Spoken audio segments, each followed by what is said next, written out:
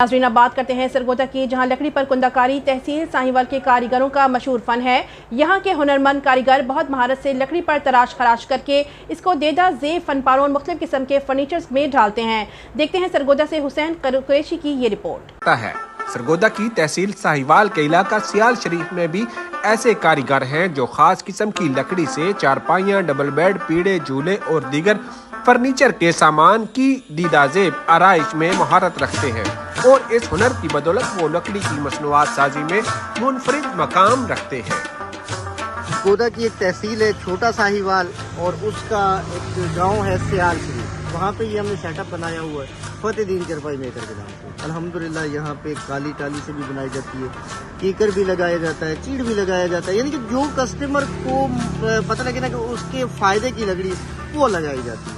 अल्हम्दुलिल्लाह यहाँ से बनाया गया फर्नीचर पूरे पाकिस्तान में भेजा जा चुका है। 12 इंटरनेशनल मुल्कों में चारपाइयाँ बना के भेज जा चुकी है। चारपाइयाँ बनाते हैं, फैंसी पीढ़े बनाते हैं, बेड बनाते हैं, झूले बनाते हैं, ये लॉन में होते हैं। हमारे ये लॉन बेंच बड़ा एक माशाल्लाह एक फेमस हो चुका है, एक चीज़ बनाते हैं।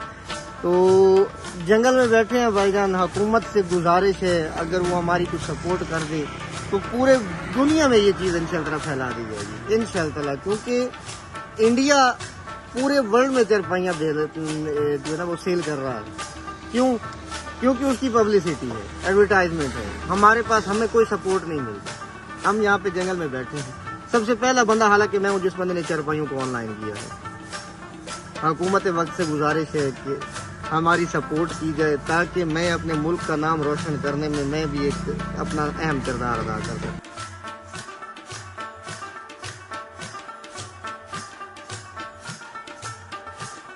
इन हुनरमंदों की मांग न सिर्फ पाकिस्तान बल्कि दुनिया के दूसरे ममालिक में भी बहुत ज्यादा है।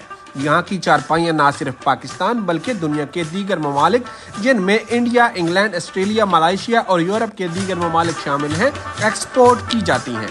कारीगरों का यही कहना है कि अगर हुकूमत इस पर तवज्जो दे तो इससे करोड़ों रुपए ज़र मुबादला हासिल किया जा सकता है। साथ ही कैमरामैन